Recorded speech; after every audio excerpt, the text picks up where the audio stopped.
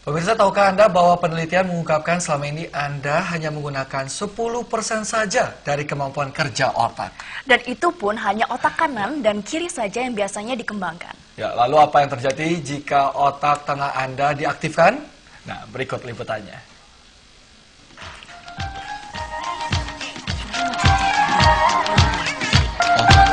Lu bilang macet ya di tengah-tengah? Di sini. Oh, masa sih?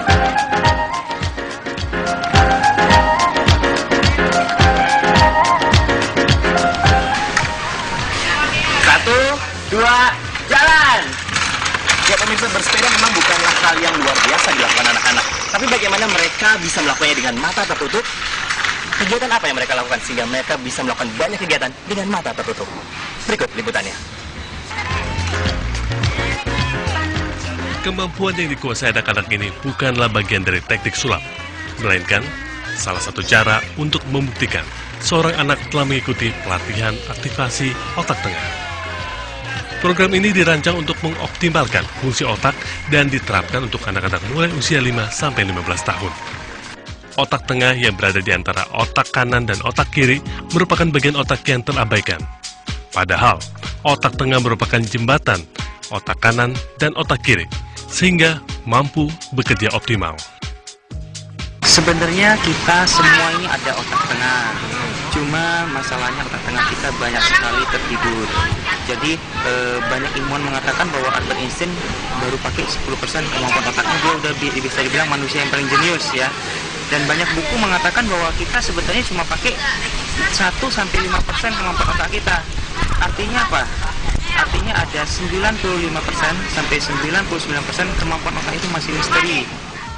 Program aktivasi otak tengah biasanya dilakukan dalam 2 hari. Anak lalu dituntun menguji kemampuan otak tengahnya dengan beberapa cara. Di antaranya dengan menunjukkan ketangkasan menghindari rintangan.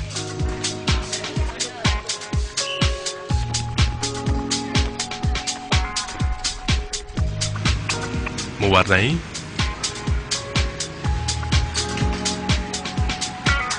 menyusun kartu,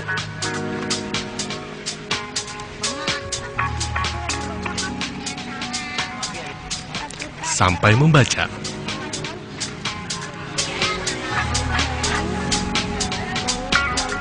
Jadi banyak orang bertanya-tanya seperti apa sih apa anak-anak ngintip. Jadi sebenarnya anak-anak walaupun mata mereka ditutup karena gelombang otak setelah otak tengah diaktifasi itu kuat sekali. Jadi ini seperti kelelawar. Jadi kalau dalam bayangan mereka itu atau mereka ditutup matanya, mereka bisa melihat itu seperti ada TV di otak mereka. Seperti ada televisi. Kalau kuat sekali aktivasi ini, dia hasilnya kuat ya, dia TV-nya jelas sekali. Tapi kalau ada yang lemah, dia TV-nya seperti kabur-kabur. Mengaktifkan otak tengah diyakini akan memberi beberapa manfaat. Di antaranya, meningkatkan konsentrasi, meningkatkan daya ingat, merangsang kreativitas, membentuk karakter positif, membantu emosi lebih stabil. Dengan demikian, anak akan lebih berprestasi. Jadi dia sebagai jembatan. Jadi kalau misalnya kita kenal sebagai otak kanan itu adalah otak yang berfungsi sebagai untuk musik, untuk yang berbau dengan seni. Terus otak sebelah kiri berhubungan dengan eksakta. Nah, otak tengah itu adalah untuk menghubungkan atau mengintegrasikan seperti itu. Jadi kalau misalnya fungsi otak tengah itu sudah baik, otomatis juga akan mendukung ke arah kedua belah hemisfer itu. Sejak masuk ke Indonesia, aktivasi otak tengah yang telah dilakukan terhadap ratusan anak di Indonesia sejauh ini memberikan mereka kemampuan yang tidak dimiliki anak-anak pada umumnya. Pemirsa, kira-kira apa yang dirasakan atau dicium saat anak-anak ini meraba begitu benda yang mereka akan tebak, tapi tanpa mata terbuka mereka bisa tahu. Coba kita tanyakan sebentar kepada anak-anak yang sekarang asik ini. Halo semuanya. Lagi seru nih kayaknya ya. Ditanya sedikit ya, kira-kira apa sih yang dirasakan waktu mencium, meraba begitu sehingga tahu itu benda apa? Saya sendiri sih biasanya merasakan langsung. Misalnya warna hitam itu dari baunya berbeda sama warnanya merah maupun yang lainnya. Biasanya kayak gitu. Kalau kasar atau kalau diraba, kita terasa antara kasar dan halus. Apa yang lihat waktu itu? Waktu matanya ditutup seperti ada bayang-bayang atau bagaimana? Coba kita lihat yang satu ini. Kalau kamu, menurut kamu apa yang kamu lihat waktu matanya ditutup? Cahaya. Cahaya. Cahaya seperti apa? Matahari. Matahari. Jadi ada suara, ada bayang-bayang atau bagaimana? Suara. Terus? Penciuman. Sama. Oke, kalau gitu pemirsa kita akan coba untuk tes dulu salah satu anak. Di sini ada bola. Boleh tutup matanya semuanya?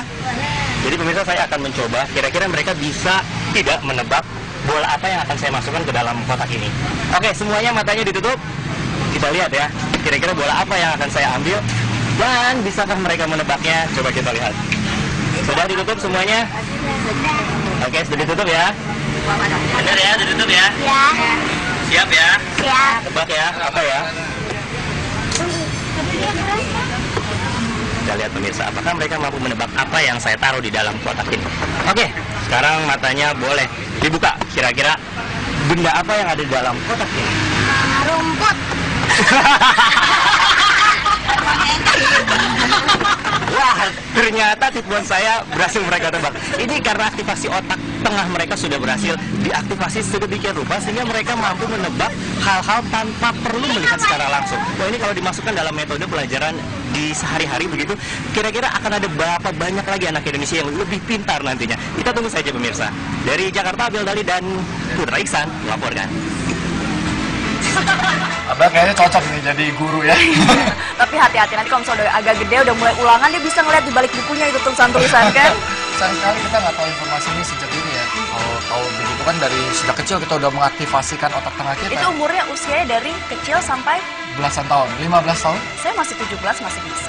Kamu kan sudah tua juga, 17. 17 udah tua ya? Plus, soalnya. Plus ya. Nah pemirsa, jangan kemana-mana karena kami akan mengajak Anda untuk ke kolong jembatan.